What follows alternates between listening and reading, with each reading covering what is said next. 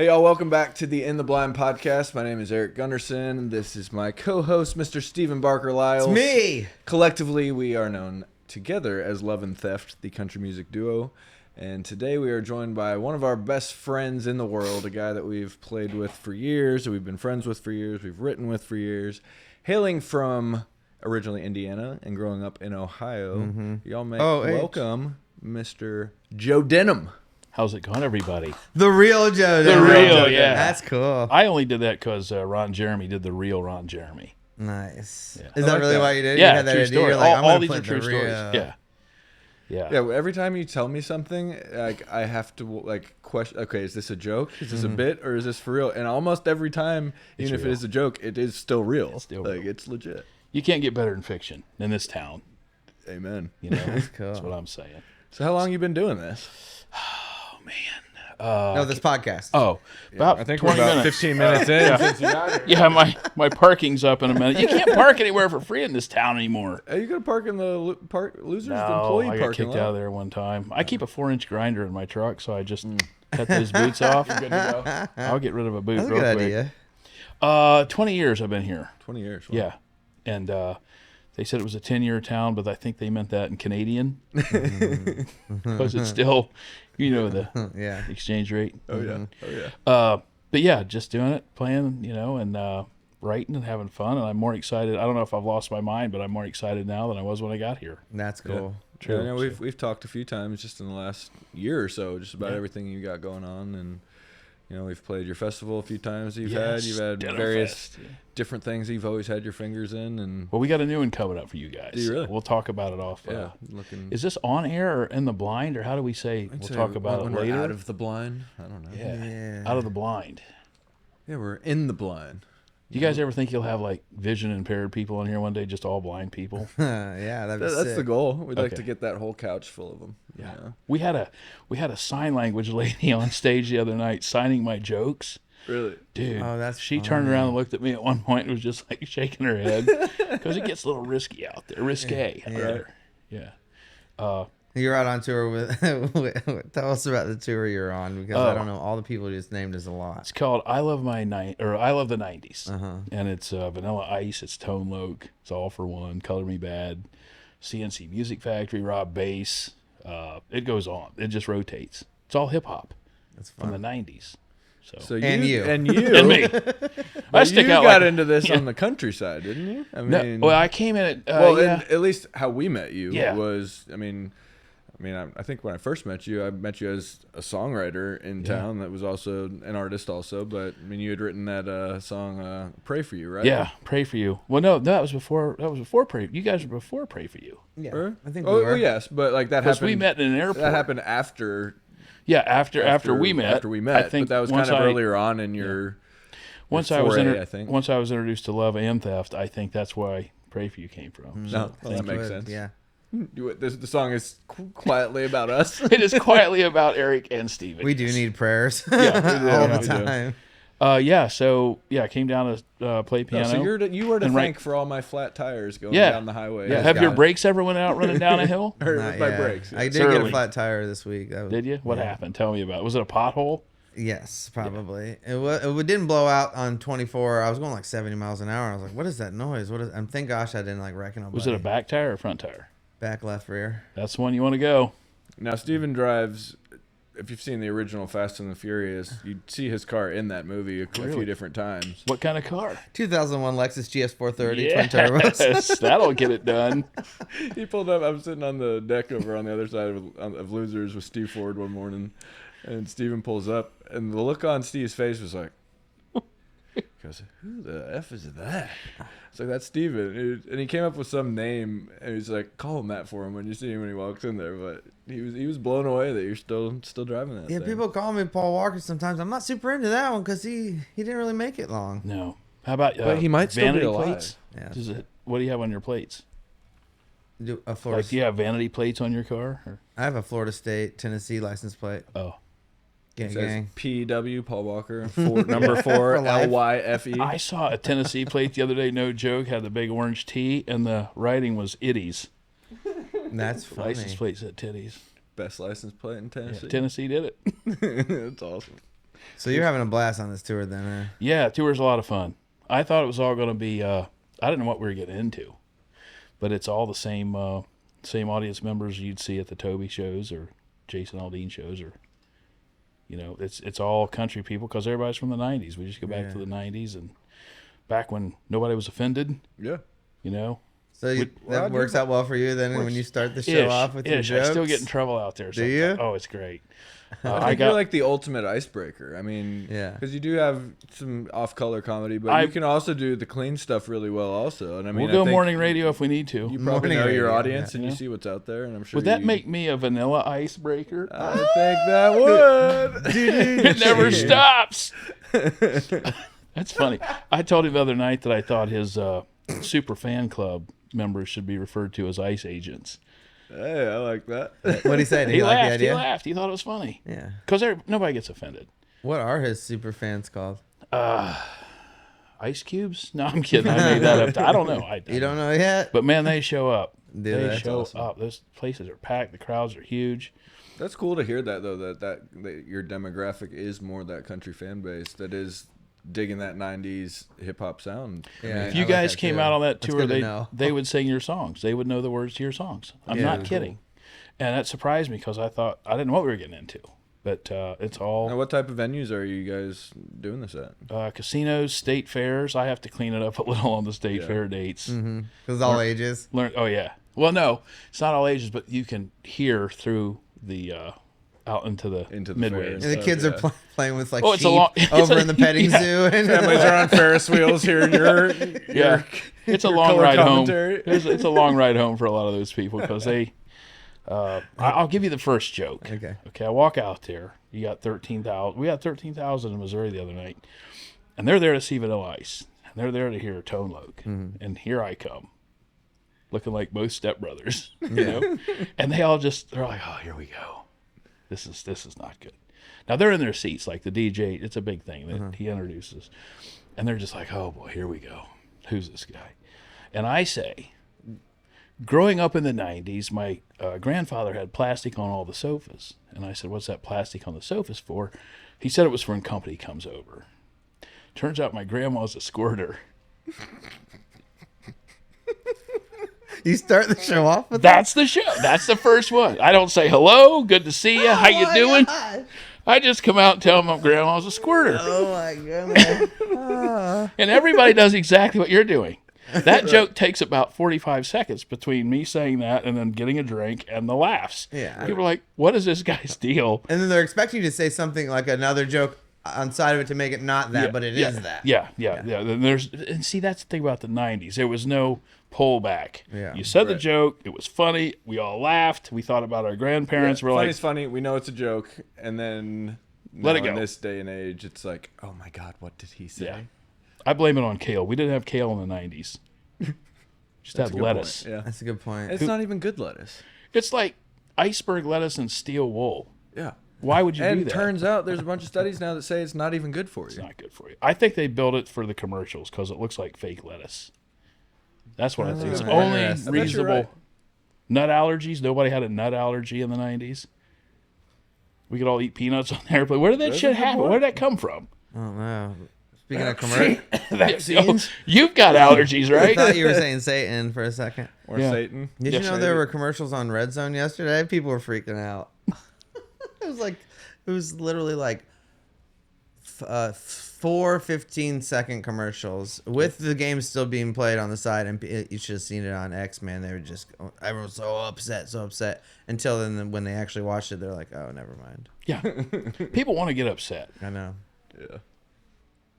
I just, we're just making them laugh. But it works out great. I play them some songs. I mean, I got this one trucker song called You've Never Seen a Peterbilt Like Mine. I don't think I've heard that one. We've heard a lot of your songs. I got a lot of new ones. Like Peterbilt's a hit. I'm telling you. And just to put it in perspective for everybody, so you're going out there first, just you, and you're not just stand-up comedian. Like you get up there and you play play songs. So do you have In tune. your piano and a guitar? Yeah, so I have a piano on a road case. We backline a piano because they're all fly days. You don't have the bus, which is great, low overhead, and you don't have to carry a bunch of shit. Yeah, flying. Okay, hold on. Amanda laughs over here. Yes. Flying these days is a disaster. So when I say low overhead, you laughed. What is that? What's the laugh for? Because flights are ridiculous and expensive and get canceled. Last week we were supposed to land in Dallas to fly to Nebraska, ended up in Oklahoma City, renting a car in Oklahoma City, driving to Nebraska, and got Joe on stage within 3 minutes of his set time. Nice. Well, good work. What did everybody else? Did they have the same routing, or everyone's from all over the different places? A couple guys miss the show every week, it seems. I mean, it's just because they fly day up. We've gotten very fortunate actually this whole summer. I mean, knock on something, Eric. Not trying to have any. I can't reach but we that went through far, a phase where Woods over here. Every flight was canceled. We're having to rent a car and drive 8 hours just to barely make it in time. Yeah. So that is.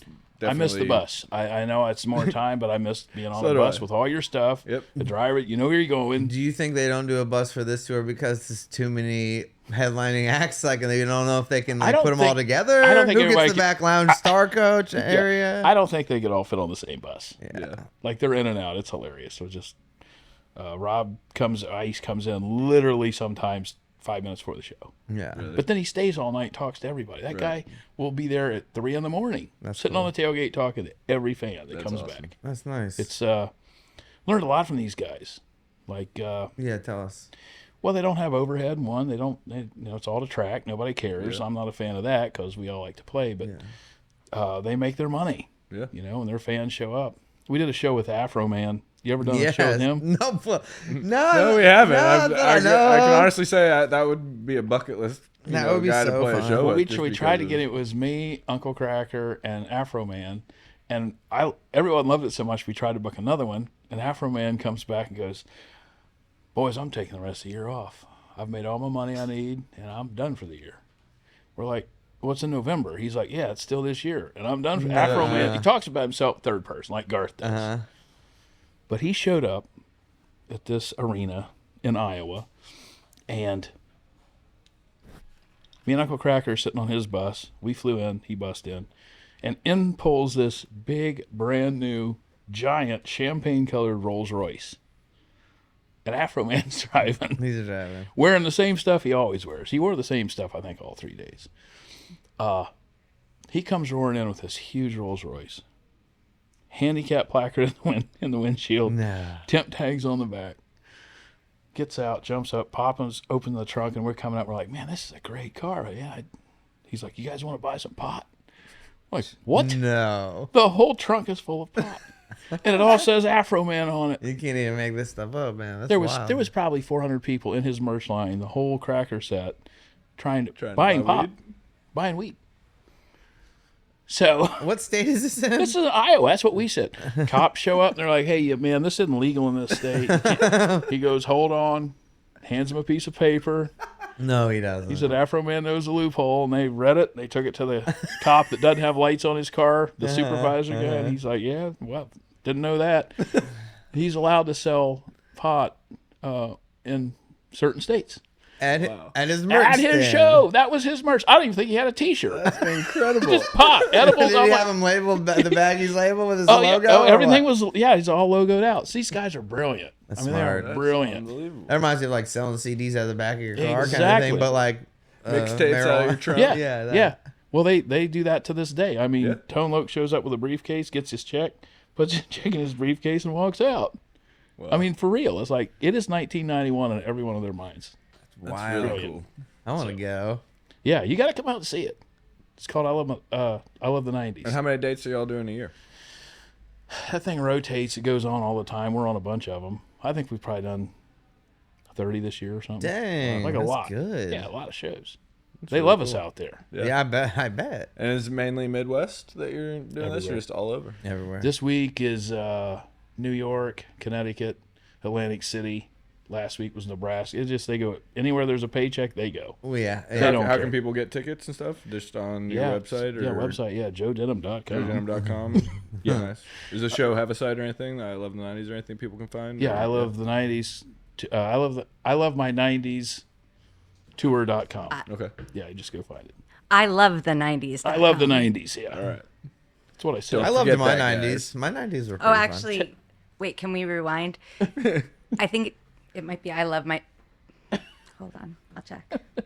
Yeah, that tour. We'll check about back to in get with fired. you, Amanda. I'm sure if they Okay. just Google it, it'll get him there. Vanilla Ice, here we go. I got it. I love the 90s tour.com. I love the 90s I love the 90s tour. I said that in some We're not version. rewinding, but you got it right though. I We finally got it right the second time. So, Yes. So and which for those one? of you that don't know what rewind is, it was a button on your VCR, and it would rewind the tape. Now Pause just hit the still. little half arrow that says 15 backwards. You can go back 15 seconds. You might know it as go back. Go back. You bring up a good point. So your 90s, what was the best part of your 90s? Like if you had to say the 90s, sum it up in one sentence or one little phrase. I know it's wild for me because when you look at the 90s, 1990, I'm 6 years old. 1999, I'm about to turn 16. So, Yeah. I mean, that That's covered a whole lot of, for me, my childhood and Yeah. growing up and stuff. Yeah. So, Jinkos. the 90s for me, like, is my childhood. Yeah. So, you know, but into my teenage years. Yeah. And when I look back on it, I mean, just even the artists you're talking about, Vanilla Ice, and like remembering hearing Ice Ice Baby for the first time, it's like, Yeah.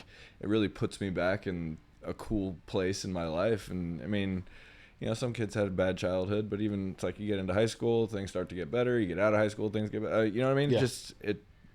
That's the one cool thing about music is I feel like it can put you right back in a moment. And for me, that moment I love to get put back in is the 90s. Yep. And whether that is the beginning when I was a kid and, you know, it was Ninja Turtles, WWF wrestling. You got like your that kind driver's of stuff. license in, right? Yeah, then get my driver's license at the Yeah. end of that. Rolling my around first listening to all that Jeep, my stuff. first listening to my own music. And, Yeah.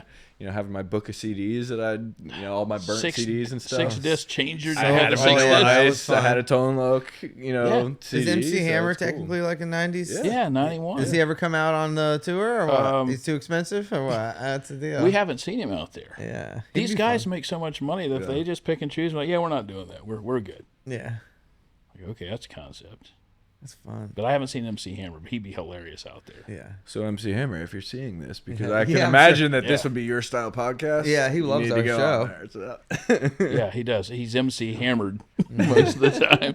That's the anyway. Go About ahead. to have these couches recovered in the parachute pants material. Yeah. Some jams. Yeah, that Did was you ever wear on those? the 90s were mossy oak. Remember that when it looked Yeah. like big for the hunters in the Yep. blind.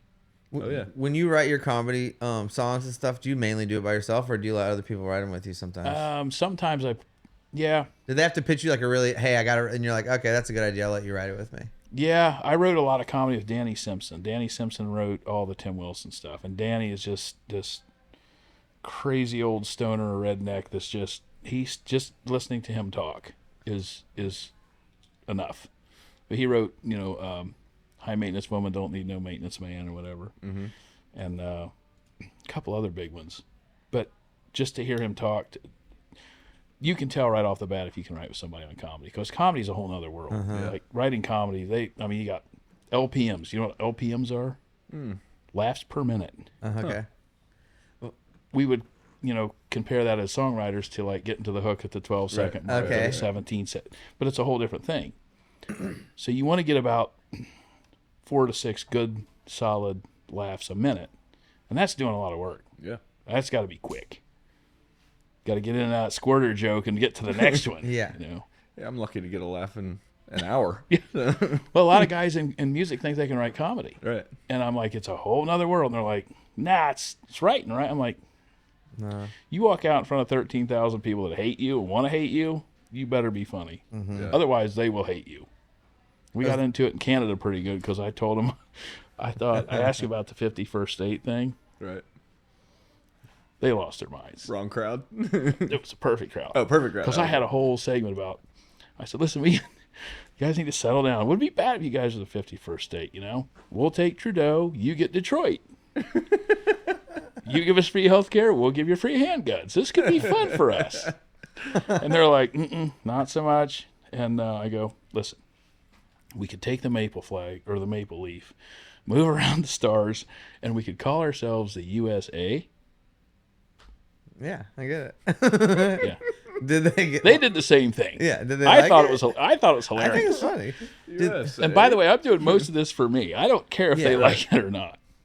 but they love it because it's funny. It's funny. You know, and nobody's offended. So, but I'm surprised you could get into Canada. Hey, a lot of the guys can't. Yeah. In fact, one of those shows, I'm like, give it up for everybody that can still get into Canada. So you did more than one show up there? Oh, yeah. And once you get in, you might as well stay. Yeah, I mean, yeah. I'm moving up there, me and Rosie. Yeah. I can't get in, but if we pay like an $18,000 like work tax or something, I'm they're crazy up grandfathered there in for the year. But, you know, like normally we only have one show, and where we're at. Oh, speaking of Canada. Speaking of Canada. What is Have this? you guys ever Tim had Hortons? Have you ever had Timbits? No. From Tim Hortons? We're getting a Tim Hortons here in Nashville, No, right? we have one. Oh, we That's have where one? I went. Oh, shit. I was in Canada before I got here. Clearly. I thought you brought those from Canada. I'll be Okay, completely honest. What is the deal with these? This is a honey glazed and a apple cider. Get one of the apple ciders. How do I It's know the which dark one's one what? right there. The dark one? Yeah. Just try to explain that taste and flavor. Trying to say the Canadians do donuts better. You tell me. Man, that's really good. I mean, it's really good. I mean, if you were to compare that to a song, what song would that be in your mouth? The house that built me. The Waffle House that built me, probably. Yeah. That's really good. That's amazing. They're ridiculous. It's definitely something I've never put in my mouth before. And that's saying a lot. Yeah. You're not really into putting balls in your mouth. That's fair. We ate one at a time. You can eat two if you want. It makes you feel better. Risque? Give me 6 of them. Thank you for bringing snacks. You're the first person to bring snacks since I've been a I co-host with love Eric. this, by the way. How long have you guys been doing this? This is great. Well, I think we started it. I started it back in February, I think. Okay. Or January. We were talking about it for the last 3 years, and got it started back in January, and started with a different guy, and you know, we had Steven on as a guest one night, and I was just reminded of the chemistry that Steven and I have. And, you know, at the time when I started it, Steven was working on a solo Christian record that he was doing. And so, you know, we were both trying to do different things, you know, besides Love and Theft, just to have different irons in the fire and whatnot. And, you know, this business is crazy. So I think the more things you have your hands in, the better. I mean, it's a great town as far as networking goes. And saw this as an opportunity to sit and talk with artists that you know had similar experiences, and I was like, well, who better to do that with than my bandmate of 20 years? I mean, we've been interviewed together thousands of times. We know what we want to be asked. We know what we don't like to be asked. And, so you're asking all the things you don't like to be asked right now, basically. Yeah, you know, sometimes like if the guest if they're down for it, we'll go there and stuff. That's why I brought snacks. Exactly. Well, you know, you've changed the mood now in a much better way. Really so good. our questions are going to be good now. You know, you set us on the right track. But yeah, we've just been doing it now, I think, for a couple months together. We've got, I think, 4 or 5 episodes that we've released together, and we've got Where 15 do we find of them recorded. Is it everywhere? Yeah, we're on YouTube, everywhere. Spotify, Apple Podcasts, Amazon, Apple Pie. Yeah, pretty much everywhere. I love it. I can't wait. Well, yeah, we're having a lot of fun doing This is awesome. I hope we do more. And we're going hunting this fall. We'll actually do some duck hunting in a blind. Awesome. I would love that. And you know, like, that's one thing, you know, I love hunting, but, you know, just being as busy as we've been the last 10 years, it's like you really don't get to do it as much as you want. No. You know, whether it's a writer's retreat where there's some hunting tied to it, that's about the most I get to do. I mean, trying to take my kids out in the woods as much as I can, but you know, real hunting is. Are they your kids or somebody else's? Well, I kids? think they're mine. Yeah. You know, you never really know. You don't nowadays. And then speaking of, we got you golf, right? Are we golfing together at some point? Yeah, with the Joe Diffie Classic Wednesday. Yeah, that's in a couple days, isn't it? That's gonna be fun. We love golf. I mean, are you guys really good? You're probably really Eric's good. I'm good enough to enjoy it. Steven has gotten from the time we started playing golf to now. Steven's gone through a couple different iterations. What's that? Hold on. What's that time span? Because I need help. How long have you been? I just found a picture of us like on our first radio tour with John Eddinger and Brian Bandis playing at like the Golf Club of Georgia. Yeah. And like I went back and found all these amazing courses that we played, and it was the peak of my drinking, really. Not the peak, but it's when I was really getting after it. Yeah. And I was like, oh, I have played that course. Oh, I have played this course. I played this one. So I realized. Augusta? Yeah. Don't think that one really. I didn't remember that one. And look, I was there. I was there, yeah. So, you know, it's, it's fun to go back and look at all that. But I mean, I think I really got into it during COVID. I mean, probably the 3 years leading up to COVID, but then all of a sudden it was like, oh, I have nothing but time to golf. And here in Nashville, all the municipal golf courses were free, and they had the metal cups. So you could be the worst putter in the world and just bang one across the green. Don't you have to run it across the top? Bring those so back. my handicap went way down, unfortunately, during that. Yeah. Eric got into golfing so much that I broke one of the shafts on one of my clubs. Like, oh, no problem. I gave it to him a week later. He's like, hey, man, welded this up for you. I got it all soldered in there. And brand new, better than ever. I put a new grip on it. And during I'm COVID, like, none of the what? golf shops were open to repair stuff. Yeah. And if you wanted something fixed, it'd take 6 weeks. Yeah. Drop it off, and they had so much stuff. So I was just like, I went on Golf RX and bought all my own equipment and started doing it myself. So he has a repair shop now. Started If you a little need business, help. reshafting golf clubs for people. And I need to get my stuff, grips done because I have big hands. Hey, I can do that for you real You can quick. hook me up? Yeah. All right, dude. I'll bring them Wednesday. I'll leave them with you Sounds Wednesday. good. Leave them to me. And We're going to New York. When do we get them back? I'm usually 24 hours or less. Perfect. So. Well, I won't need them for 78. Do you golf on this tour? Yes, sometimes. Any of the guys go with you, or you just go with your group, or what? We just sometimes get out there. Yeah. If we can. But those guys don't come. We had a couple guys in Georgia that came down. No, Mississippi, I think. But no, those guys, they've already done it all. They don't. Yeah. They're in and out. How often do you get people coming up to you be like, oh, man, I got a good joke for you to put in your set? Oh, dude, it's great. Is it all the time? Yeah, and that's usually a good sign. It's like, hey, I got a hit song I want you to hear. Yeah. It's very similar. But one guy did that, and it took him, I literally just without him knowing, because in radio, you get down to your seconds. You know a 13-second ramp. You can just feel it, right? Because you've done it for your whole thing. I instantly started timing him when he starts telling me this joke. Gets to the punchline, which was on a scale of 1 to 10 about a 2. And he goes, what do you think? I'm like, it took you 1 minute and 52 seconds to get to the hook. I said, all story. And there was not one laugh in there. He's like, well, I write songs and it takes me a minute. I'm like, doesn't work. Oh, he was a songwriter too. Yeah, songwriter, right? So it's just like, it's a whole different world. And I didn't know about it. Yeah. I mean, I had to learn this because I thought the same thing. Have you ever seen, I think I heard someone told me that Kiefer from dude, that guy's hilarious. Thompson Square is a good stand-up comedian. He played me a couple. I will say, I've heard it's pretty dirty, but what's that? I've heard it's pretty raunchy, but it's perfect. Yeah, it is perfect.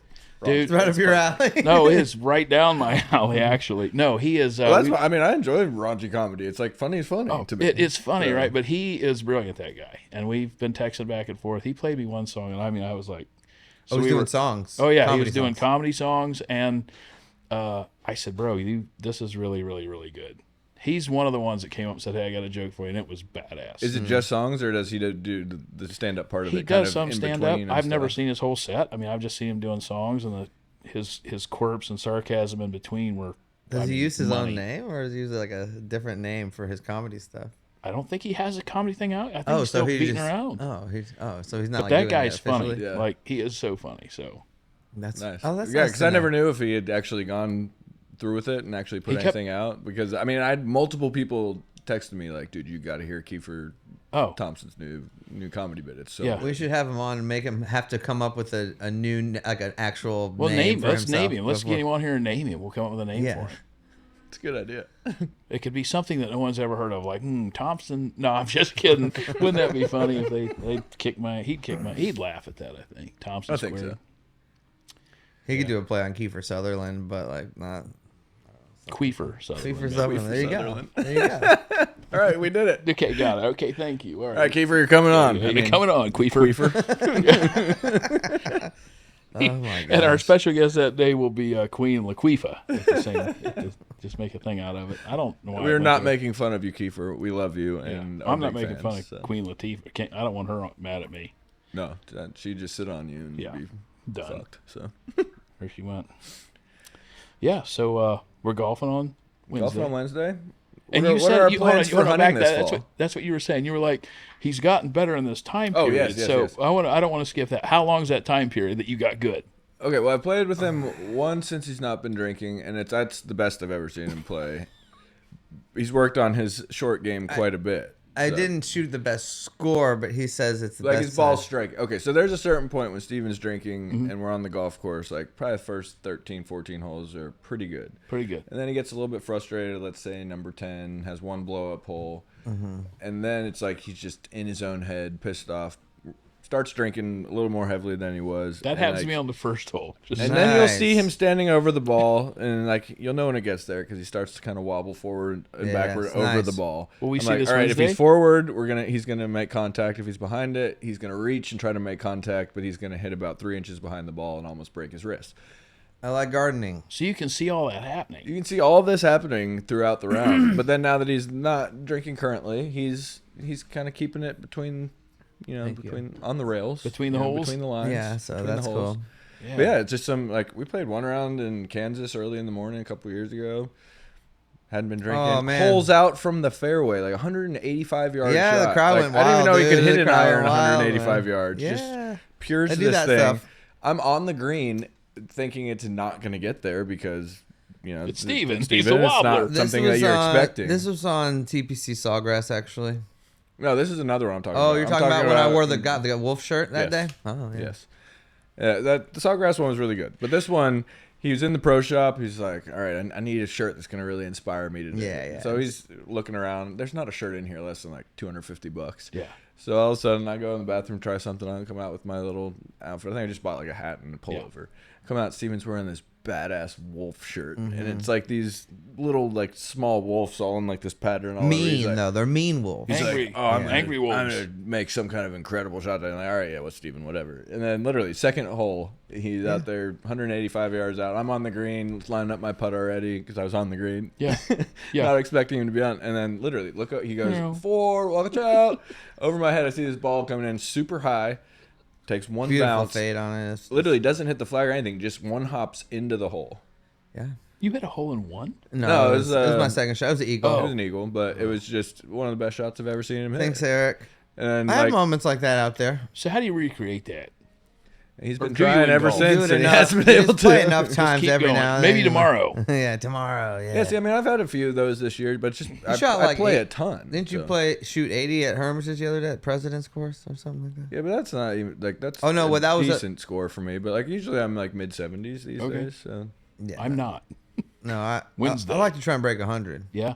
Well, it'll be a scramble, so you should. Yeah, I should yeah, be pretty scrambles good. are I fun. played a I just bunch try to of hit the ball as those. hard Yeah. as far as I possibly can in a scramble. I think the first one I was in, it was in Franklin, and I went up there and I somehow got it on the green in 2, and then knocked the first one right in. Parred the first hole, and I'm like, I am not a good golfer. And all the people you're Oh, with and are all like, these guys are like, well, "Wow." damn, son, damn. And I mean, after that, the wheels just blew right. Golf is such a weird and crazy game. I mean, I compare it kind of to, like my wife's like, why do you like golf so much? I'm like, it's one of the few sports that really kind of mimics life. It's like it's you and a stick standing over a stationary ball.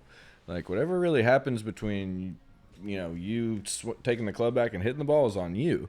Then you get a ball, you might hit a perfect ball and it lands right next to the hole. You might also hit a perfect ball that hits a sprinkler head and bounces 95 yards off the green, and now you're chipping up just to get up and down, and then you Now we're three-putt. talking. Like, That's right. Now we're talking. But Killed it's a like at that garden point, something. life's going to throw you curveballs, and Yeah. you can't always predict everything that's going to happen. But if it's like if you're working on the fundamentals and your swing and getting the club to the ball the right way, I mean, there's a lot of parallels in life to that, and I enjoy just kind of the mental exercise that is golf. Like, I mean, you get beat down, and it's like you got to forget the negative stuff and focus on the positive and work through it. So, I mean, Wow. might be a just my sneaky way of getting my wife to be cool with me playing golf, but I mean, I do honestly look at it that way. Yeah, that's a great way to look. I've never looked at. All I heard was when you said all that was, golf is just basically keeping it between the holes. It is. It really is, and it's all about just managing the game, which Yeah. that's what I like to think. The parallels with life. It's like So you just got to shut off. I mean, like, because mentally, I think that's my issue. I'm just like looking at the ball and I start thinking about, So it's a great horned owl. It's the tallest owl of all the animals, and then it's like thinking of a song. So you have to just shut it off, right? Yeah, I mean, I think so, and it's a good escape for me too. It's like if you allow yourself to shut everything off and just focus for those few hours or 4 hours, or if you play at Hermitage 6 hours. They have sheep out there, right? Yeah, that's the one. The Scottish black-faced sheep. Scottish black. What's Which they might want to take the blackface thing away, just because people are a little. They're just called sheep. Speaking of that, did you guys see the? No. Okay, so you know that. No. I'm not sure if he's a comedian or what he is. He's a social. Oh media yeah, the influencer. race car guy. Well, but yeah, Drewski or whatever his name is, the black guy that's always on Theo Von and stuff. Yeah, he all wears the full white face. Yeah. And dresses up like a complete redneck. Yeah. And everybody's fine with it. It's if okay. there was a white person that were dressed up in blackface and then tried to do that, they'd literally be getting raked over the coals right now. Yeah. And I just fail to see why one side gets a pass and the other doesn't. It doesn't make any sense. It's all black and white. Okay. That's all I got. Right there. It's just, I don't know. It's the same thing. But again, it's like, why is it okay to laugh at that and not laugh at this? Right. Funny's funny. I agree. You know? Well, there's just such a double standard. I don't understand. It's so frustrating because it's like I'd love for everyone just to be able to say what they think when they think it, and it comes out, and you're not now all of a sudden at risk of having your entire career canceled or your life or your kids getting screwed with now for something that you said in jest. Like, it's just in 2016. Yeah, you know, that's silly. I think those days are gone. I'm seeing it on the road. There's a lot of great comedians. Obviously, the Kill Tony thing is just really, really taking it back to it's okay to say anything. Yeah, so. And I think people, like I'm seeing, Zach Top said something the other day. People are starved for real country music, and I don't even think it's people are starved for real country music. I think people are starved for authenticity, and I think that's true in every form of entertainment. Yeah, we went through especially comedy because comedy is comedy because it pushes the envelope, and you can say stuff on that stage that nobody else can say because of the environment you're in. And now when that's being taken away, it's all right. I mean, all of entertainment is at risk of being completely watered down and censored, and it's a slippery slope. And I hate to see it, and I'm thrilled to see things like Kill Tony and even what you're doing, and just you're not giving in to the woke mob. And I mean, sure, and they don't if want someone wants to be woke, I don't give a shit. Go be that way, but don't force it on everybody else, and don't make us have to suffer and not enjoy the stuff that we enjoy. Not saying I'm a racist and I want to listen to racist jokes. I'm not saying that at all. Right. It's like, but not every joke that a white person makes about a black person is a racially charged thing. I mean, it might just be the truth, and like people get their panties in a wad so often now. It's just I hate it. Yeah, I if think they're wearing panties. If they're wearing, a lot of that going on. Yeah. Bush is back, you know that? Well, they're on tour again. They got that one. No, there it's. No, it's good. I think we're about out of that phase, though, guys. I really do, because we're getting back to where people are like, okay, that's fun. And I don't even know if it's we're out of it, but I think the world is so divided that it's almost just like these certain subcultures that can now exist, and it's like a click, and okay, you guys stay over here and we'll stay over here and we'll think what's funny is funny. Now you got Stax, you got Motown, you're back to getting real food, Finally real food again. Finally, back when Pizza Hut was good. Remember when Pizza Hut was actually really good? I had Pizza Hut last week. I saw Papa John's ad last night for the XL $9.99 New York style pizza, and the crust looks good. Looked pretty good. Wow. I mean, the commercial was good enough that had me thinking about ordering Papa John's. So. Remember those Pizza Huts that had those big red cups with the chip out of every one of them? Said Pepsi on it. It said Pepsi, and it was a white Coke spray paint. Yeah. No, I don't. Dude, I still have them. Oh, I went to an antique shop recently and found a stack of 6 and of they them. I think they were built with the teeth marks chipped out of them. Yeah. Like the bottom, they have like those little plastic raised things. Yeah, little raised things. I missed this in my life. Have you ever been to a Pizza Hut? Yeah. If I showed it to you, you'd know exactly what I'm talking about. Okay. It's like it was like just. I mean, it wasn't just Pizza Hut. It was a lot of restaurants. Well, now the Mexican restaurants bought all the old Pizza Hut cups with the chips out of them. Well, they bought the old Pizza Huts and put their Mexican restaurants in them. They bought the cups first, then they bought the building. There's one in Clarksville that literally did exactly what you're saying. Have you guys heard about that new Mexican realty gang in town? I'm not. Called the MLS 13. Yeah, they're killing it. It's funny stuff. It's funny. They won't sell your house, but they'll fill it with people. Of course. They're on the terrorist list now. Oh, Antioch. That's great. Antioch's very getting fancy now, though. Yeah. Priced everyone. I know. I mean, okay, so "Pray for You" was a comedic song, but it still was a huge hit on the radio. Do you have any aspirations, or have you tried to do anything that would land on the radio again? Yes, we actually have two. I'll play you later. They're headed there. They're pretty great. Awesome. Can't wait to hear them. I do have got a couple of really good cuts coming in. Tell you about that off air too. That are hilarious. That's cool. So I've been writing a lot. I wrote yesterday. Got a lot of. Oh, we have someone with their hand up in the back. Yes, yes, ma'am. You have a really cool song called "Yes Dear Season" that would fit perfectly in this podcast. Nice. Yes, Dear Season's funny if you haven't heard it.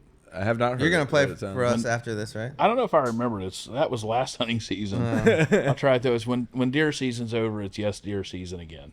Oh, That's that's about all you got to go through to get a cool. deer. It's really funny, right? And it got played on the Dr. Demento show. Really? Yeah. Well, That's like a Pizza Hut co. Steven is like, Doctor Who? You went? No, have you heard of I Dr. feel like I've Demento? been living in a cave or something. Oh my God. Okay, I'm gonna bring some Dr. Demento out Wednesday. Ashland City, man, you get lost out there. That's where I You live. guys have electric out there? We just got it. Oh. Just got it. AT&T Uverse is finally making Yeah, it out dial-up that way. They're going to internet, get though. internet It's soon, Yeah, too. good. So. That good Yeah. internet. The good internet, that fast stuff. No, I'm trying to get Starlink, but Just know, Starlink? they're still so far out there. well, they we're can't getting the even get tunnel. that. We got a tunnel. everybody else gets Starlink. We get a tunnel. You get a tunnel. The Tesla tunnel. The you hear Tesla about the tunnel Tesla from here to tunnel? the airport. Yeah, but we're not paying for it. He is. Yeah. So that's cool. It's not going to cost us anything. Yeah, it's just a going to thing. create more jobs. Yeah, a tunnel, 30 feet I down. know most people hate bike racing, but I think it would be cool to have a race that used that tunnel, and be that a was great part of idea. like a sprint that like went out and back, and Or like a midget race. or midgets. From I think that'd be downtown probably to the more airport. fitting Yeah, for, it'd be a short for ride. Nashville. People see We call it people the riding a short bike ride. in Nashville and knock them off on purpose. Yeah, So that's yeah, why I you stopped get riding a points bike. for them. Yeah.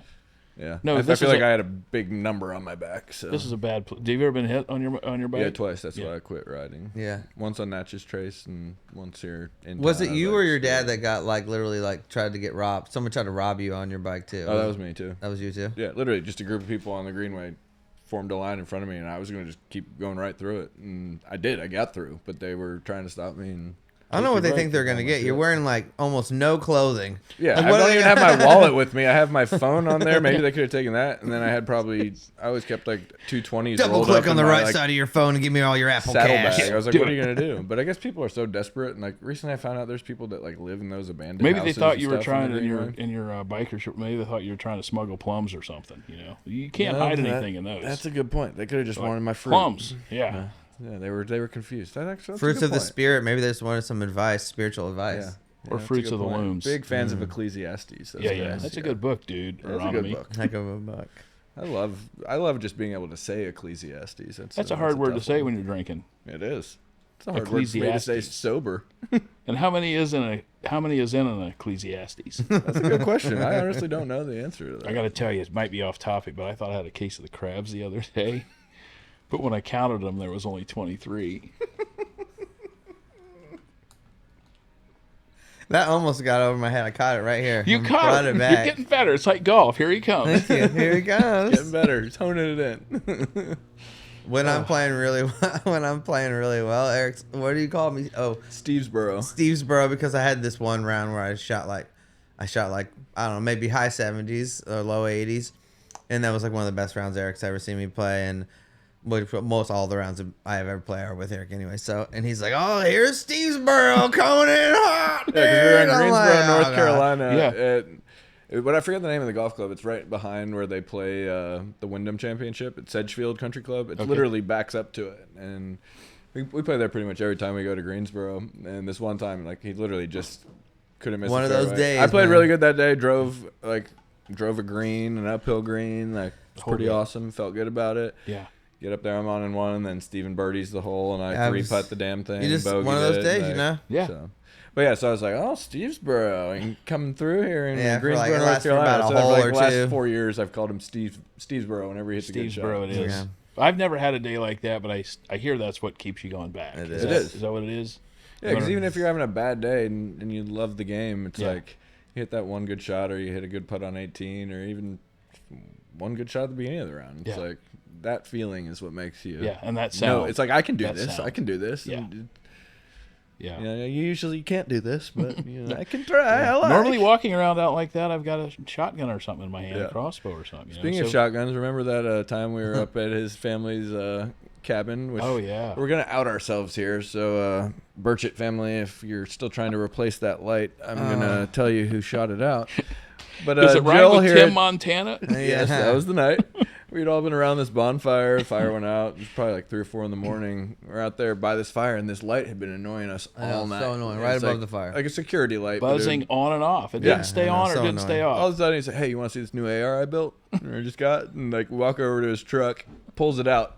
Without even hesitating, points it up at the light, fires like 4 rounds into it, blow this thing up. He's like, well, see, now we don't have to worry about the extra light out here. Let's get back to that fire. And everybody just got up and moved away. Yeah. And I was like, what? Yeah, no suppressor, no nothing. 3 in the morning, just 4 really loud shots. What's the problem here? It's I thought everybody needed this. And then... Oh, you guys don't like to party. You said you wanted to party. Guy rips out a gun and everybody runs. Okay, cool. Hey, it was a really cool gun, though. I mean, fun. we stayed there. And that's what I had an Avalanche. It was on the side. I had this little spot for it. That was a great truck. Well, Avalanche. Truck, great gun. Yeah, great gun. Shitty light.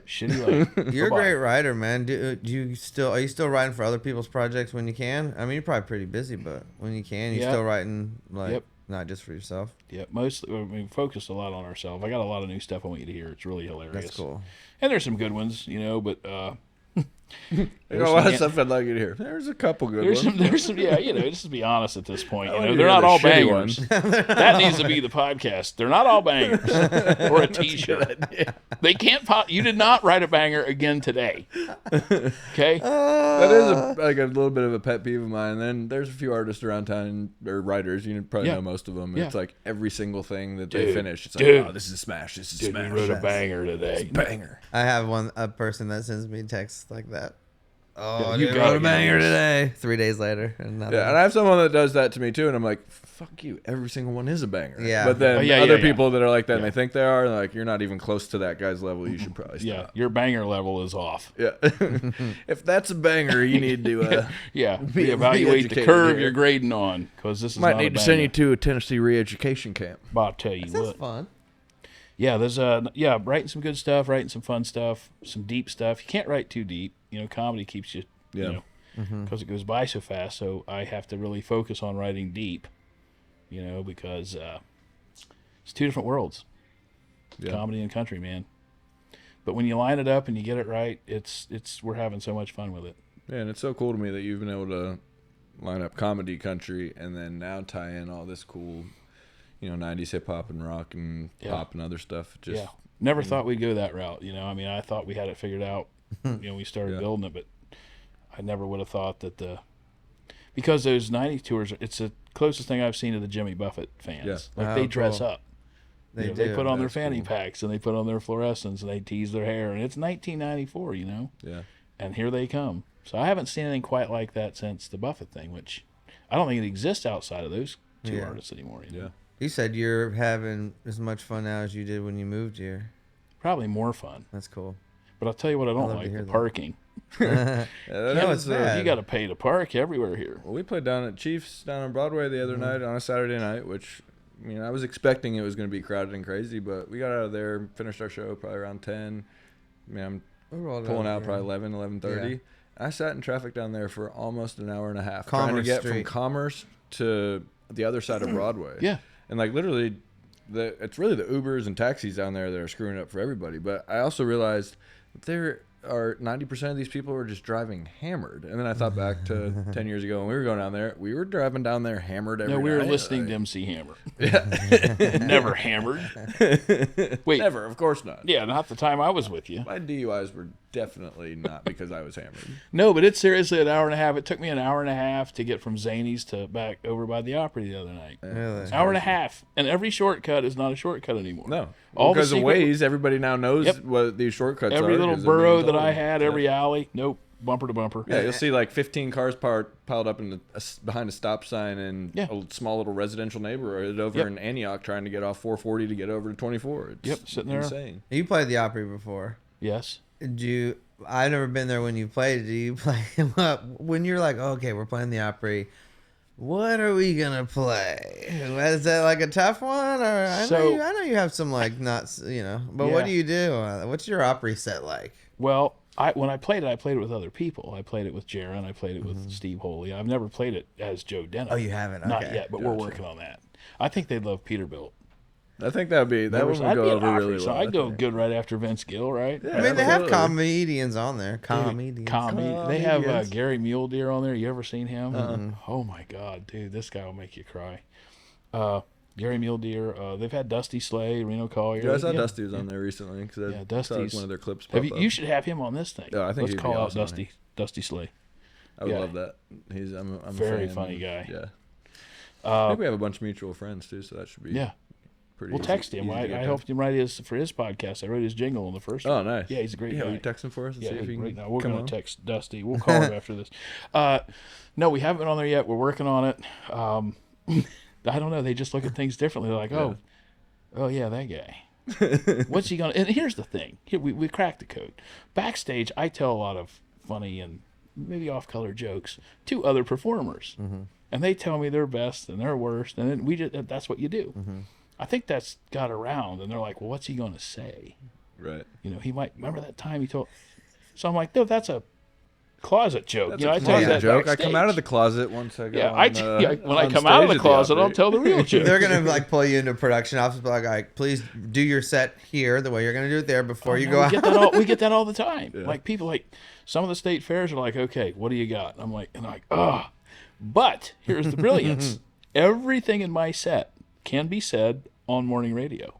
That's great. There's not one cuss word. There's not one. It's all just the way that they're stacked together. Right. Yeah. You could say squirter, but you can also say grandma. Right. You can put it all together and say it on the radio, and people are like, no, we've checked. You found the loophole. Found the loophole. That's great. Like Afro Man. Maybe that's the Afro Man in me. Maybe. Gotta find the loophole. Do you have merch out there? Come on, sometimes. You gotta get some merch out there. We have a pretty good line of Joe Denim merch, yeah. Come on. Does the tour? Does that? The tour has it out there. Okay, cool. Yeah, and I can imagine that merch looks pretty good if it's all 90s based. It looks exactly like the 90s. Awesome. They have not changed the You design. don't get no money from that though. No. Are you allowed to sell your own merch on the tour? Yeah. It's just how much we want to fly with. We were talking about flying, so. Yeah. Yeah, I mean, when we fly, it's like, all right. Can we do without that band member? Can we do without that one? Can we ask them not to bring checked bags? So how do we not offend the band is all you're thinking when you're flying these days. Yeah. Flying out of Nashville, you got to take your guitar out of its case. We can leave our shoes on, but now we got to... Yeah, and you would think this town of all, they would have had a better system for guitars. I mean, they see them all day, every 128,000. Like, every couple days go out of that airport. And they have that thing that won't fit a guitar. Yeah. You have to go all the way to the right. If you go to a certain time, the one's down all the way at the end that's isn't what even open yet. Yeah, have you heard of that new? Closed. Never there. Yeah. Yeah, there's one guy that has a machine who's never there. Yep. We need a tunnel. We need a tunnel. That'll do it. Yeah, well, we're getting one soon. I just got to get a Tesla so I can use it. I've always wanted one, so the tunnel seems... I've seen the tunnel in Vegas. But you can't drive in there. It's just their cars. Yeah, it's just their cars. Yeah, and it's just their people. Teslas. But if you have a Tesla... No, if you have a Tesla, you can use it. What? Yes, that's correct. Are you? Where did you hear? I've heard. I've heard both. I've heard that it's only going to be their system, and it'll only be Teslas, but it'll be theirs, and it'll be unmanned Teslas, just going back and running routes. But then I've also heard that if you have a Tesla, you'll be allowed to use it. They said they go a mile a month. That's pretty crazy. So a mile a month. They're coring. Oh, that's how fast they're building it. And do you know they're already doing it? Yeah, it's happening. Yeah, because I saw like an overhead shot from a helicopter of this giant hole in the ground over off like James Robertson or somewhere where there's just a gaping hole, and they're already like testing spots to drill. Yeah. So I mean, I'm guessing they're already just doing it. They said there's going to be a ladder to the sky every 2,600 feet. Like you can go up to open air, and it's 30 feet deep. Huh. We met this guy that's doing this. He did. Really? It was crazy. And it's crazy to me that they're picking here of all places. I mean, it makes sense as far as having solid structure that won't collapse afterward, just because it's solid limestone. But like, I mean, just put it in perspective. You want to put a fence in here in Nashville or a pool in, like, you better go have your yard perked and tested, because I'm putting in a pool and then all of a sudden realize our house is built on a solid slab of limestone. Oh, he's got a pool. And you can't go below that. Like, we just had to spend $20,000 on a jackhammer to come in, like a guy with a drill to come in there and just jack it all out. I mean, that took 2 weeks just to do that. So I know their equipment's crazy and they can do that, but I mean, milling through, grinding through a solid huge limestone, 14-foot circle just right through the earth, and it turns into gravel. Yeah, it's nuts. I don't know. I think this is. I have good information that the junkyard sold. It did. He finally said, and I was like, this guy's never selling, because that's what he said for years. Yeah. New York guy, right? Yeah, wasn't there like a fire down there the other day or something too? A fire. How do you burn metal? Yeah, you saw those, Scrap. a little insurance fraud exactly. happening. So that's pretty wild, because I thought that dude was never letting go. I'm actually excited it's sold, because it's kind of an eyesore. That was really what they were waiting on, to see if they would be able to build Baseball? a new baseball stadium down there on the East Bank. So that's 42 acres. Maybe that's what they're. Is that enough? There. I don't know the math. 200 and what they say, 250 million or sometime. Yeah, I mean, it's that whole area right there between a great spot. the bridge and then where 40 is on the other side, right? So. I think it's so Nashville that the shittiest place in Nashville is right in the center of Nashville. Yeah. And he was just, he didn't give a crap. Yeah. Just sitting on it. Yeah, just and then just watching the news, reading the paper and stuff over the years, like, you've seen the numbers and like what they've been throwing at him for years to try to get him to sell that, and he's just held on for forever. Well, I guess he's some multi-billionaire from New York, I guess, and just said, I don't need it. I like it there. Wait till it makes sense. It's a great spot Look for at that. I think maybe this he is hates perfect. Nashville, just wants it to look bad. But I think it's going to be something. huge for the city, because I mean, that whole area down there, I mean, think of all just the tourism commerce it's going to bring. I mean, it's going to be incredible. They said we were bringing in like $33 million a day in 24. Every day in 24. Davidson County, Nashville brought $33 million a day in to the state. And they said that was like 25% of the state's income or something. That's unbelievable. It makes Nashville's sense, though, because killing it. Nashville's fun on Monday, Tuesday, Wednesday. Some towns are only, Remember, weekend you used towns. to be able to go out on a Monday or Tuesday and see your buddies and not run into any tourists. It was amazing. That was, I mean, me and Steven in particular would do it every night. Yeah. I mean, we had our places. I saw you there a couple times out of my one good eye. We were talking the other day, telling somebody, I mean, we've told you this probably before too, like, we used to leave here and try to go to Jack in the Box on Broadway. We lived in East Nashville, and then I had a Nissan Pathfinder at the time, and me and Steven would both be just pretty fucked up. I mean, we should not have been driving. There was and we knew it too. So it was, I would grab the left side of the steering wheel and cover my right eye. Okay. Steven would grab the right side of the steering wheel from my passenger seat and cover his right eye. We don't recommend this to anybody. Now we have Uber and Lyft, kids. And we would drive home, and we made it home every night, except for this one night. We went to the Jack in the Box parking lot, and car in front of us moves. Steven's like, "All right, we gotta go."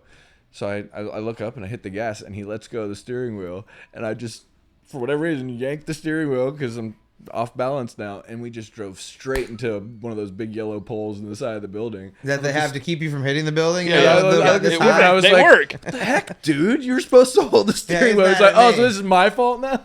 So there's really no love without theft. Is that what I'm getting here? I think I'd take it to That a was new a long level. time ago. It was. And I would not recommend that type of driving to Jesus, anybody, take the wheel, both Yeah, of it you. was, yeah. But it also gives you an idea. I mean, that time of night in this town, like, you could be down on Broadway. We would park in front of the bars on Broadway. Yeah. Like, Oh yeah, that was when it was fun. I mean, you go see, all right, Chris Weaver's playing at the stage this Randy night. Nation. Remember Randy Randy Nation? Oh, Nation? yeah. I mean, Chris he's Weaver? incredible. I still like Broadway. It's just so much more of a process to go there now. Well, yeah, you used to be able to just go in, see your friends, jump in your car, go to another bar. You have to plan to go down there now. Yeah, you I don't it's like to have to plan. a whole ordeal. But, hey, you can't let's- even leave your house for less than a couple $100 No, now. After if you pay leave for your house, parking and $300. everything Just else. start the meter. If you get out back to your house without spending $300, you're doing good. Yeah, and I remember us bitching and complaining to each other. Like, I can't leave the house for less than $100. Like, Yeah. I mean, now you're right. It's $300-400. $300. You just need to go have a good meal somewhere, paying for parking. If you have kids, you need a babysitter, and then whatever you spend on alcohol or whatever. I mean, you're looking at $1,000, $500 easy for a normal night. just to go hang out on a Tuesday night. Yep. It's insane. It's unacceptable, Nice. Nashville.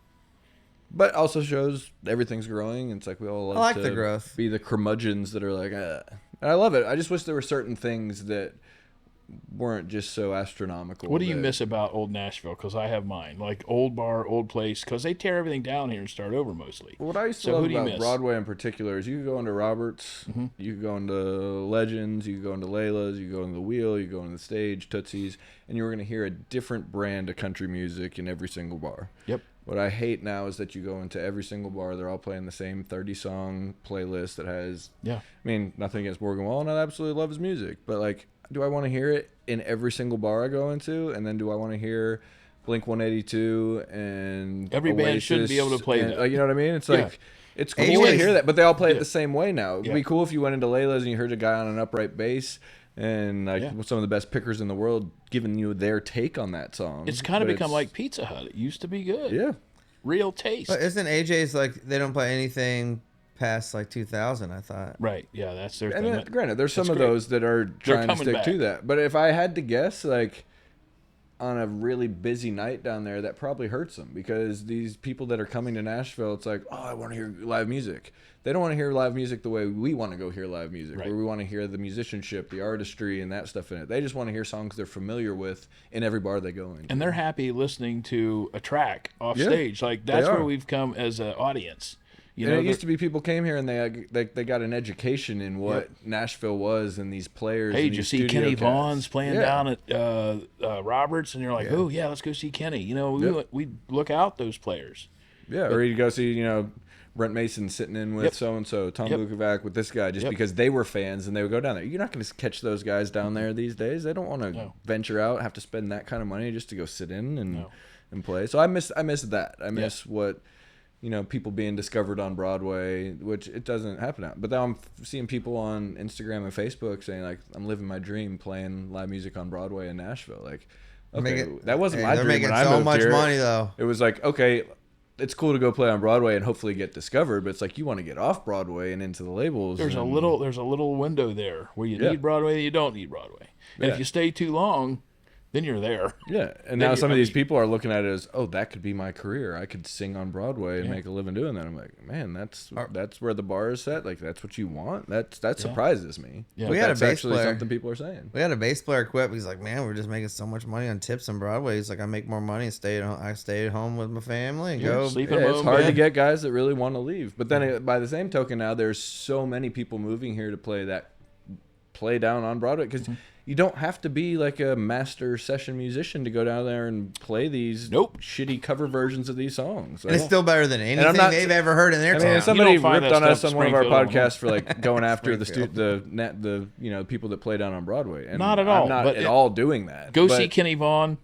And then talk to me. Yeah, and then go see, just whoever's playing the 10 to 2 at Dirks' place. Like, I'm just throwing that name out there. It's like you're... Well, remember when Blake's band played down there? They were always down there. All these amazing road bands were down playing their favorite Merle Haggard song, And again, I'm not taking anything away from anybody that's doing it. I mean, I think it's great, and I think you should be playing But I mean, the nostalgic part of me misses what it used to be. I miss the Fiddle and Steel. Remember that place? Oh, yeah. Mm-hmm. That was what I miss about Nashville. Yep.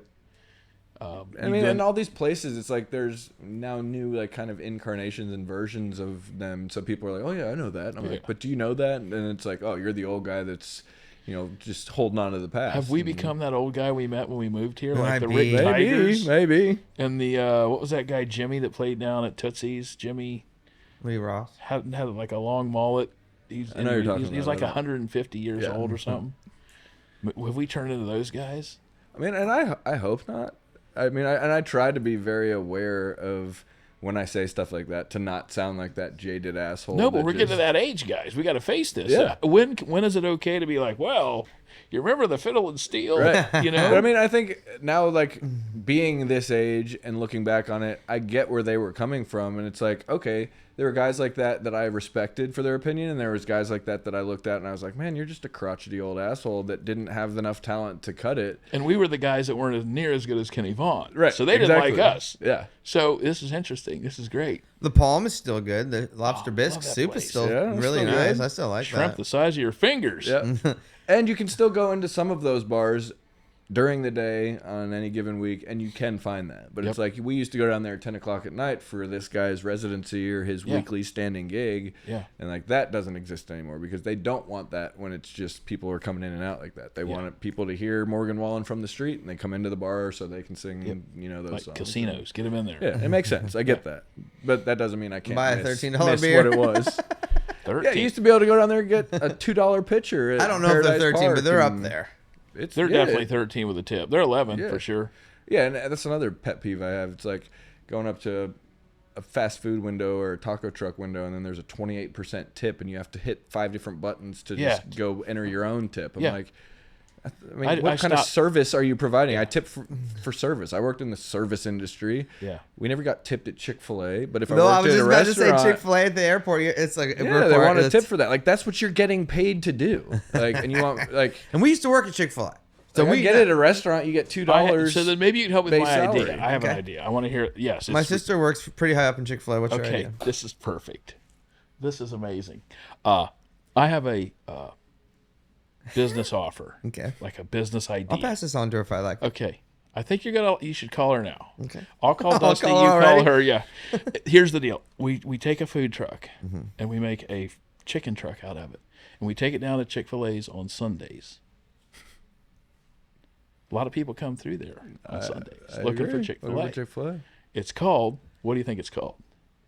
Side Chick-fil-A. That's a good idea. Get her on the phone. I'm telling you. So one of the things I've done for years is I buy extra Chick-fil-A on Saturdays so I can eat it on Sundays. See? That's a hack. We just go through their catering and fill up like 10 coolers with Chick-fil-A sandwiches and nuggets. Does everybody know about this? About what? About buying on Saturday for Sunday? I've never thought of I do it all the time. I do it. It's like Saturday night. It's like 8 o'clock, and they might be closing. I'm like, Camden has football in the morning. Again, you're planning. We're planning. We never planned. Yeah. Back when I knew you guys, you have kids things changed for sure. The side Chick-fil-A Sunday truck would be a really good idea. Dude, I don't know why it's not happening. Well, now we're going to have to make that happen pretty quickly because someone's going to watch this. If we're and all thinking of a sudden we're going to see side Chick-fil-A. Yeah. You know what's...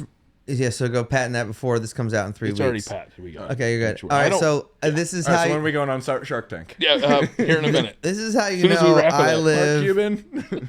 And I can connect you with this guy. This is how you know I live kind of in the country. We have a Chick-fil-A food truck come to our town, and there's a Facebook page so you know when they're coming because that's how far away all the Chick-fil-A's are. So this dude comes and sets up at the church. Oh no, in between the church and the bank, I'm not sure. Maybe it's like public property, and he literally sets up a Chick-fil-A food truck, and he sells out every day. Okay, every that's time our he comes. guy. He's already got the So model. he knows like how to be able to resell Chick-fil-A. Okay. So This is kind of like a scalper for a ticket, basically. He's a Chick-fil-A chicken He's scalper. a chicken scalper. Chicken scalper. and him and his like 2 other people sit out there and they. Now they don't do it on Sundays though, so Of course not. I wonder. Lord's Day. Yeah, that's the Lord's Day. Right, but it's smart on the Lord's Day. He's setting up by the church, You Brilliant. Makes you. sense. We So should set maybe up in you church can't. parking Maybe lots. you can't sell it. Maybe you can do what Christian artists do when they come play at churches. It's Donation. a Love donation. Could we call it a Joe Love Nation? offering for Sunday and like Joe Nation. Joe Nation. That's funny. That's good too. Hey, that's great. They'll pay what you can kind of thing. Yes, and you know that, and sometimes you make extra money. That's what I've been told. Like those guys down on Broadway. Yeah. Buskers.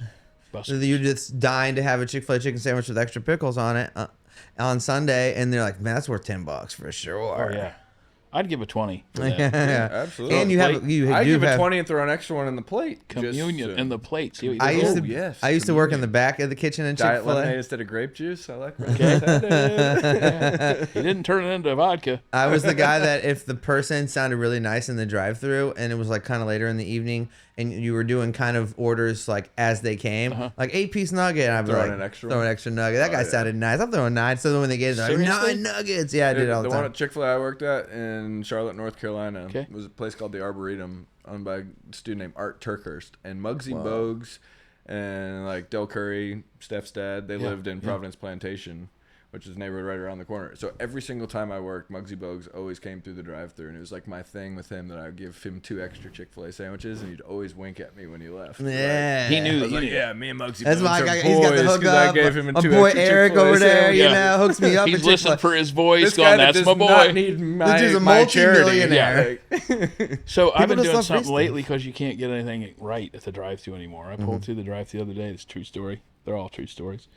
And the guy said, "Yeah, can I take your order?" And I'm like, "Just throw $12 worth of shit in a sack, and I'll pull around." He's like, "I'm sorry, sir. What did you order?" I said, "Just put $12 worth of shit in a bag. I'll pull around." So I pulled around there, get up there, and the guy comes out. The manager with his little Garth Brooks headset comes out. It's like, "Sir, what did you order?" I said, "Put $12 worth of shit in a bag, and I'll be on my way." He goes, "Sir, we can't do that." I'm like, "You did last Thursday." And the week before that, every time I come in here, you mess it up. And he looked at me and he went, Oh my gosh. I got you. Oh my He came gosh. back with 3 bags of shit. Yeah. And handed them out and said, "Have a nice day." And they had everything in there. That's I have done that amazing. I do it a lot. Try it next I time. just tried that at my So local good. Taco Bell. We Yeah. had a Taco Bell in my town. Wow. Yeah. Well, you said You got a Florida, Arby's and a right? Burger King too. I don't have Arby's. I wish. No, now you Oh, got me that's a sad. Hardee's, right? What town Hardee's. is in It's that? Hardee's. Yeah, But they do okay. have good chicken tenders. That's right, Eric bought me that's some chicken tenders the other day what from town Hardee's. is this? It's Pleasant View. Oh, yeah. It's really not that small. It's just small enough. It's small enough not It's to just have small enough to need to go a little bit further I'm saying out it's just to small get enough the not good to. stuff. The closest Chick-fil-A is 26 minutes a and 30 commitment. seconds. And in this day and age, that's a long time. That's a I long feel- it drive. feels That's an fun. hour time you get back. Thank you for saying that. But I do love the Chick-fil-A town, is though. worth it. Let's be honest. But you bought Peace. Yeah. Yeah, it is a very nice and quiet area. Yeah, that's awesome. But A little that's bit funny. out there. So my go-to Taco Bell phrase that's really catching on to across the world. I was at a restaurant the other day with people when they were talking about Taco Bell and how they use my phrase now. Give me as much hot and mild sauce as you can give me without getting fired. You wouldn't believe how much sauce you get. Like buckets. It's like a challenge. It's like, and like depending on the Go back person. and get a trash bag full. And just I push always that say it one without back. getting fired, so that immediately they're like, "Oh, well, I'm not getting I'm fired. gonna They're fire not going to fire We me. don't even need this I'll see how sauce." much I can give you." Yeah. And because I like to put it on all kinds of things. Taco Bell sauce, I like it on everything. Yeah, it's like A1 I'd like Yeah, yes, also A1. just to or AI sauce. qualify this statement. Steven, wherever we go, and this is the first time that he hasn't had this with him happen this last weekend on the road. We're eating dinner. I was like, "Man, I'm shocked you don't have your hot sauce with you." He's like, "Oh, I bought the wrong backpack." Yeah. But he literally I has carry this A1. pack of sauces in his bag, like Yeah. 20 A1s, 20 Oh, yeah, mustards, just all kinds of 20 good you hot have all the sauce. sauces. Yeah. Like Whatever you literally, need. What do you there's need? Like if you need any kind of hot sauce, I don't you're keep like, ketchup. That's the like waste. think of like the That's not most a sauce. obscure thing Yeah. you can think of. He's got it in this bag. Oh, you want Cholula packets? Yeah, Oh, I got that's my those. favorite. Oh, That's what I was Tapatio? going to Yeah, I Yeah, got ask. those Tapatio. too. I got a couple of those. How brand many new. napkins do you have in your glove box? Oh, he's got napkins. He's got straws. I need napkins though. Dude, the cup holder in the side of it, like where you put like a bottle or like one of like Yeah. a Yeti or something. No, not Steven. It's packed full of napkins and straws. I hate that. Isn't that sweet? I hate that because I'll always try to put my drink in there and everything's wet. Yep. Turns into like, what's that? No, there's not wet. It's Paper there's motion. napkins in there. Yeah, Oh. he's a napkins. So he's Yeah, he's, but he's it covered becomes every It's Every funny you boundary. just talked about the napkins thing because I literally went to Chick-fil-A for breakfast this morning and I grabbed a bunch of extra napkins to put in my glove compartment. You ever been busted by it getting extra napkins? You ever been yelled at? Oh yeah. Have The other you? day, I opened up one the other day because my glove box was empty, or I keep them in my console. And I literally just grabbed half of it. It was like a brick. Oh, I thought you Wrapped meant them busted up. at the restaurant. No, like the people. Hey, don't put those down. You know, I got the. Oh, no, the lady was like, "Hey, we need those." I was Like, like, me "Yeah, too." well, so do I." Chick-fil-A See don't all need this them. hand lotion? She had no idea what I was. If you anyway. get Chick-fil-A, if you get too many sauces, leave them on the table. They have to throw them away. yeah, It drives me nuts. So They I have tell the them best how many ranch I in the need. Emily, world. the other night, Chick-fil-A stacked them all up really nice. I was like, "That's really nice," but they can't put those no. back. and What's they what's won't. in that ranch? That ranch is like ridiculous. See, you like it. I You need to just try I don't the like How do it. you Hardee's hate I don't Buffalo like it. It's like Ranch. too They just gardening. got it. They got rid of Yeah, it's really good. some kind of sauce a few months ago, and now they added this one in. Okay, on the next podcast we should do a mobile unit where we run through and try all this food. through We'll try every your one. trick, we'll try my think trick, we and we'll just see got who a gets the mobile most unit. food. Yeah. How do you think I got these donuts? Yeah. Shout out again to Tim Hortons. Tim, thanks for being on the team. So where is the Tim Hortons? It's over on Lebanon Pike. Hmm. If you go where you go to buy your drugs, take a left.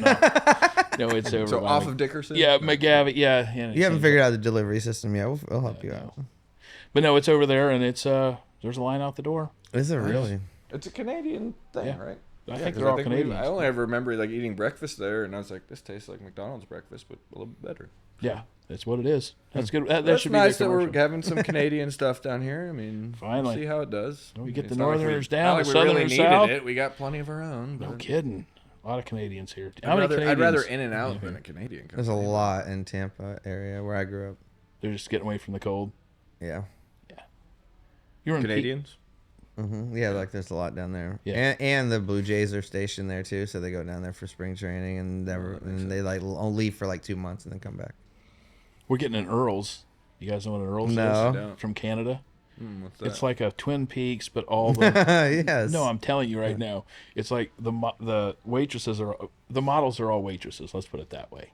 And that's their brand. We hit them. Where's the Earl tie-in? That's what I said. We get to this. I found out about them in Edmonton, Canada, on the Chesney tour, and I'm like, "What is this?"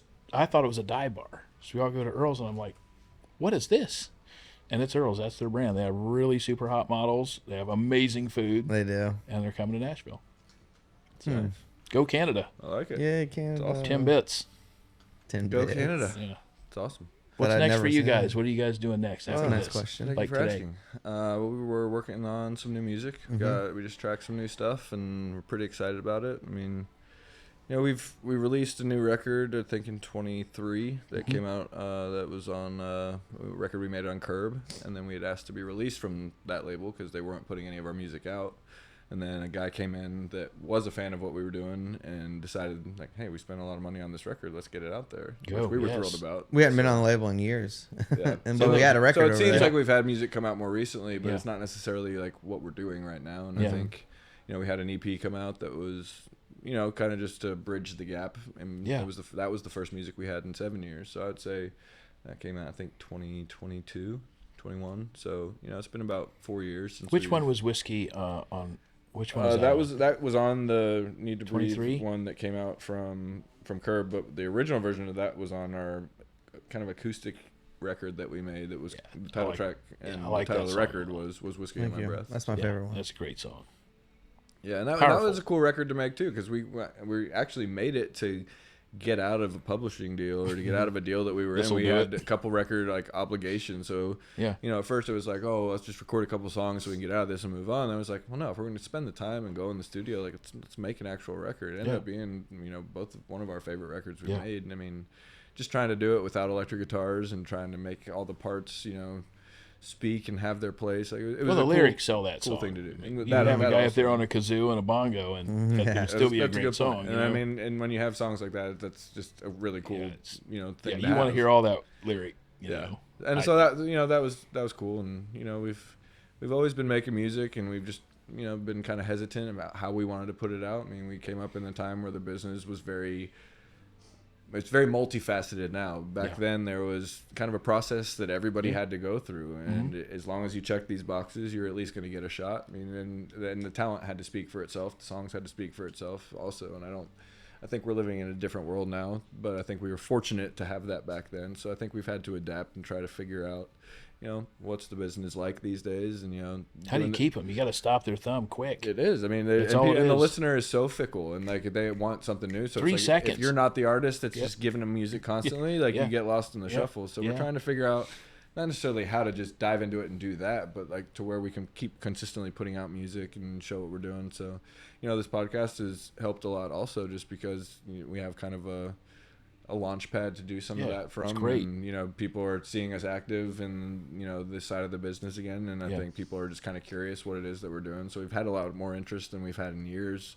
Kind of people coming out of the woodwork, to be honest. Like, hey, when you get this finished, bring it over. We'd love to check it out. So I think just showing people that you've got work ethic, and you're out there and you're doing something. Everybody tries to tell them. We're trying to show them. We're like, all right, we told you how great we are. That didn't work. Right. So we're just going to show you. That's good. Yeah, and again, like you said, we want to make the music speak for itself, and whatever happens with it happens. I mean, I don't think we have crazy expectations, but after recording this new stuff, we both were like, oh, good God, this might be some of the best music we've ever made, and I'm really excited for people to hear it. We're kind of leaning in more to the sound that we started with, which was kind of that real harmony-based, Eagles-y type vibe without the bells and whistles that everybody loves to put on stuff now. It's couple like, whistles. Couple whistles, but like let's let the music and the lyric and the vocal speak for itself. So that's kind of where we're going. And you've lived a lot since the last year. That's true. I think we have a lot to talk about. We have a lot to sing about. We have a lot to write about. And and it's real. It goes back to authenticity. You can't write about a Chick-fil-A on a Sunday in a Pleasantville unless you've been there. Yeah. That's how do you tell somebody about that unless you've been there? Yep. And we're in a cool position also. It's like we've been doing it long enough to where we have an older fan base, but we're also reaching a younger demographic that's kind of discovering us for the first time, whether it's through this, whether it's through just random searches for stuff that, that was successful in the early 2000s. So, I think we're in a cool spot, and it's kind of fun. It was really overwhelming at first with kind of the business being the Wild West again, and everybody's doing it different. Yeah. But when you really dig into it, everybody's doing it different, but the nuts and the bolts really, the meat and potatoes aren't lost. Like it's still there, and it's still about the music. It's just a little bit, you have to wade through a little bit more stuff to get through it. But I think ultimately the music's going to speak for itself, and even talent. We've seen just a deluge of just anybody and everybody making records in their bedrooms, which is awesome. You got some really amazing records that come out of a bedroom, and you got some real shit records that come out of a bedroom. But everybody can do it. And what do you think about this AI thing? It's scary as shit, really. But it's also, it's an amazing tool if you can figure out the right ways to use it and how to use it. And if you don't, you're gonna get left behind eventually. I think it's great film, by the way, Left Behind. Great film, Left Behind. Both good books. I remember the first one very well. Never saw her. Left Behind. We could take that so many ways right now, but not on the blind. We could. Maybe we take that on the after hours portion of our show. Yeah, that's a subscription thing, right? Where they got to click it to see that which we're going to be getting to very shortly. I think you're going to play us a song. Maybe? Oh, yeah. You brought a guitar. Yeah. What are we doing? I got a guitar. Yes. Well, we'll end this segment, and we'll get into that one. Thank you for watching. Thank you, Joe, for coming on today. The real Joe Denim. The real Joe Denim. The real one. Check out everything he's got going on. I love the 90's tour and .com. Some new stuff coming. We're excited to hear about it. He'll always have Tim Hortons Timbits for you. So everywhere he goes.